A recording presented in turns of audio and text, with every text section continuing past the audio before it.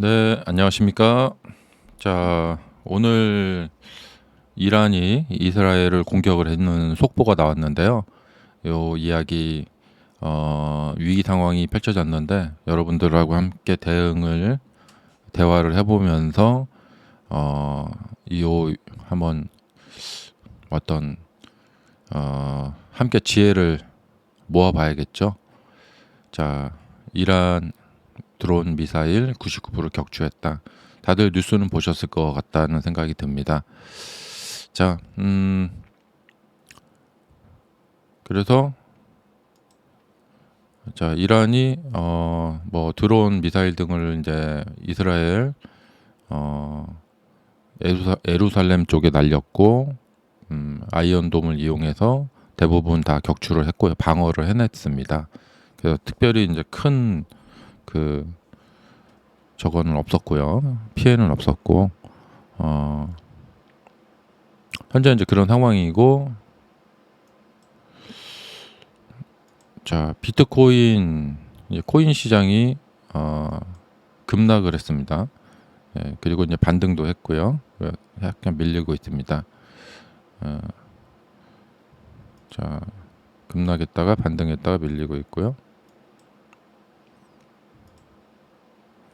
이 코인 시장의 반응을 보면은 이제 월요일 날 어떻게 될까? 아무래도 월요일 날 좀 하락세가 좀 나타나긴 할 것 같아요.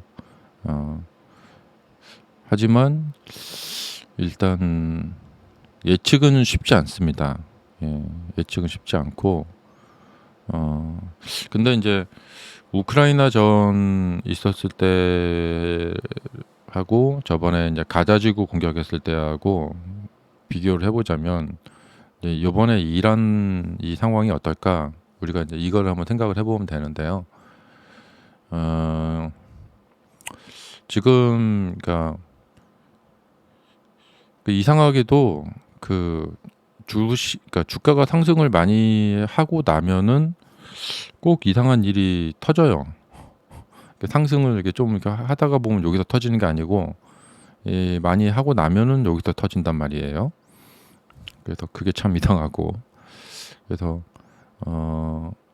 이제 수익을 많이 본 사람들이 마침 이런 일이 터졌기 때문에 그냥 홀가분하게 아유 뭐 내가 이런 수익도 많이 났고 이런 일이 터졌고 마침 그러면 이제 던지자 이런 이제 심리가 나올 수가 있단 말이죠. 그래서 좀 매도가 좀 나올 수 있을 거라고 생각이 됩니다. 예. 그래서 말 그대로 좀 매도가 나올 수 있을 것 같고, 이제 그 매도의 이제 강세를 좀 봐야 돼요. 그래서 매도의 강세가 어느 정도 나오는지 강세를 좀 보고 이제 좀 판단을 해야 될 것 같아요. 일단 코인 쪽으로 한번 보자면은 지금 이 밑에 이제 꼬리가 좀 달리고 있죠. 이 비트코인 같은 경우에 이제 꼬리가 달리고 있는데 요 며칠이 좀 중요합니다. 이 꼬리를 달리고 이 꼬리가 방어가 되고 좀 반등이 나온다. 그러면 좀 희망이 있어요. 예. 한 뭐 며칠 사이에 이제 끝날 일일 수도 있겠고. 우선은 이제 뭐냐면 이제 이란이라는 나라의 이제 이 특성이 중요한데요. 그리고 이제 이 석유 가격, 그러니까 러시아 같은 경우에 석유 가격을 엄청나게 올릴 수가 있었는데 이란이 이번에 그렇게 할 수가 있을까? 그리고 지금 미국이 대통령 선거를 치르고 있는데 미국이 가만히 있을까? 뭐 그런 생각을 해봅니다. 예. 그래서 좀 어렵지 않겠나. 예. 그리고 결국에는 지상전 투입하는 전면전, 이것은 어렵고, 예. 그래서 앞으로도 뭐 몇 차례 더 이제 이런 어떤 국지전 서로 이렇게 찐뻑찐뻑 하는 거 있죠. 예. 그러니까 지금 그 이스라엘이 그 뭐 레바논에 있는 헤즈볼라, 그러니까 뭐 그런데 계속해서 그 국지전이라고 하죠. 예. 시리아 뭐 또 AMN 뭐 이런데 서로 이제 국지전을 이제 국지전을 계속해서 이제 뭐 미사일 뭐 한 뭐 수십 발 쏜다든가 뭐 이런 것을 막 하고 있죠. 그런 국지전을 이제 앞으로 이란하고 서로 이제 좀 이렇게 할 가능성이 있다. 근데 주가 예측하기 어렵듯이 이런 역사나 전쟁 예측하기도 참 어렵잖아요. 만약에 이제 이스라엘이 전투기 같은 것을 동원을 해서 정말 막 완전 융단 폭격을 가한다. 대규모 공습을 가한다. 그래서 이란이 정말 당황을 할 만큼 전투기를 한 100여 대를 막 띄워가지고 이란의 수도에 정말 막 대규모 공습을 가해서 사람들이 정말 많이 죽고 가자지구 공습한 것처럼 그렇게 정말 평탄화를 가한다. 그러면 이란이 정말 그냥 전면전을 가하겠죠. 그래서 국가 대 국가에 완전 전면전을 하겠죠. 그런 단계까지 갈 가능성은 적고요. 아무리 이스라엘이라도 왜냐하면 이란은 핵을 갖고 있기 때문에 그런 전면전을 갖고 갈 가능성은 적고요. 그래서 이런 서로 이제 이런 명분 쌓기에 이제 이런 어떤 서로 이제 이런 건 해야 되기 때문에 그래서 서로 큰 피해가 가지 않는 선에서 서로 이렇게 조금씩 이렇게 서로 이렇게 쏘는 이런 거. 그래서 앞으로 이제 이런 어떤 계속해서 서로 이렇게 찐뻑찐뻑하는 이런 국지전은 계속해서 일어날 것 같고요. 그때마다 또 뭐 긴장감은 또 계속해서 또 뭐 고조되네 뭐 이런 뉴스는 나올 것 같고, 그리고 석유 가격은 계속해서 막 이렇게 뭐 약간 좀 고공행진을 좀 유지시킬 것 같고 그럴 것 같습니다. 그래서 이것이 이제 첫 스타트일 것 같고요. 이거 한 번으로 끝나지는 않을 것 같고, 뭐 이런 것이 이제 일상화되는 듯한 그런 일이 이제 앞으로 있을 것 같고요. 그래서 일단 첫 번이라서 지금 놀래서 주식시장도 한 번은 좀 하락을 하지 않을까 생각이 들고요. 자, 그래서 테슬라도 시장이 하락을 하면은 아마 놀래가지고 한번 하락을 월요일날 좀 하지 않을까 생각이 듭니다. 일단은 지금 코인 시장처럼 이 첫 번째 반응이 중요하고 그에 따른 이제 두 번째 반응이 중요합니다. 그래서 일단은 어떤 사안이 터졌을 때 시장이 이제 어떤 반응을 보이는지 그게 중요할 거라고 생각이 됩니다. 그래서 지금 이제 만약에 하락을 한다면 일단 164 정도까지, 혹은 163 정도까지 요 룸 있죠. 지금 이 룸 정도에서 방어가 될 것 같기도 해요.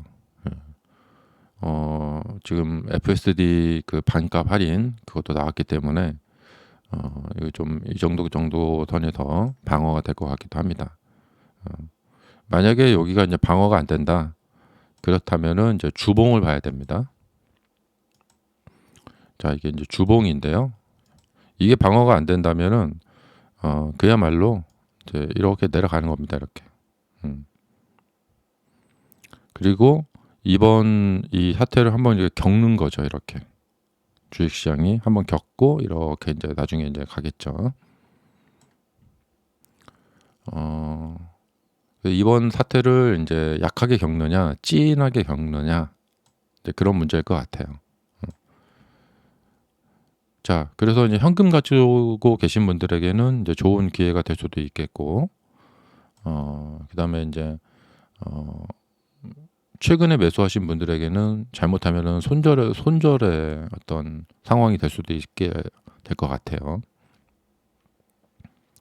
그다음에 이제 엔비디아나 이제 이런 고공행진하는 종목을 고점에 물리신 분들에게는 잘못하면 이제 급락을 당할 수 있기 때문에 굉장한 큰 손실을 볼 수 있는 기회가 될 것 같고, 이쪽도 마찬가지입니다. 현금 가지고 계신 분들에게는 우리 미래에는 금리 인하라는 것이 기다리고 있어요.